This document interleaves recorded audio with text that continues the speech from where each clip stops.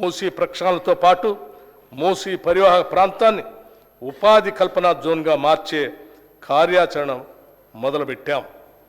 మూసీ అంటే ముక్కు మూసుకొని పోవాల్సిన పరిస్థితి నుండి దానిని పునరుజ్జీవింప చేయడానికి వడివడిగా అడుగులు వేస్తున్నాం. మూసీ రివర్ ఫ్రంట్ని అభివృద్ధి పరిచేందుకు నూతన విధానాలను ఆకలింపు చేసుకుంటున్నాం. గౌరవ ముఖ్యమంత్రి శ్రీ రేవంత్ రెడ్డి గారు మరియు అధికారులు ఇటీవల లండన్ పర్యటన సందర్భంగా థేమ్స్ నదీ నిర్వహణ తీరుని పరిశీలించారు.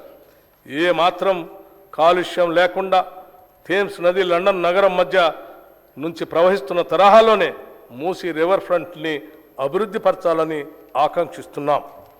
ఈ మేరకు ఇటీవల హైదరాబాద్ వచ్చిన British high commissioner Alex Ellis మరియు నీతి ఆయోగ్ వైస్ చైర్మన్ శ్రీ సుమన్ బెర్రీలతో కూడా ప్రభుత్వం చర్చలు జరిపింది. Musi river front development project ద్వారా ఈ కార్యక్రమం చేపడతాం.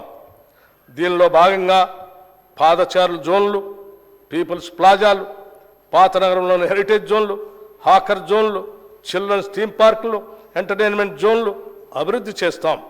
మూసీ నదీ తీరాన్ని ఒక పర్యావరణ హిత పద్ధతిలో సమగ్ర ప్రణాళికతో అద్భుతంగా తీర్చిదిద్దుతాం.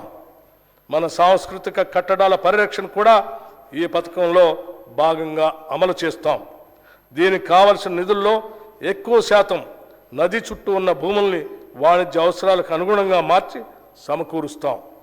భవిష్యత్తులో ఈ ప్రాజెక్ట్ చార్మినార్, హైటెక్ సిటీ, సాలార్జింగ్ మ్యూజియం మరియు ఇతర పర్యాటక స్థలాలతో సమానంగా పోటీ పడుతుందనటంలో ఎటువంటి సందేహం లేదు. హైదరాబాద్ మెడలో అందమైన హారంలాగా మూసీ నదిని తీర్చిదిద్దుతాం. దీనికోసం 1000 కోట్ల రూపాయలు ఈ బడ్జెట్లో ప్రతిపాదిస్తున్నాం.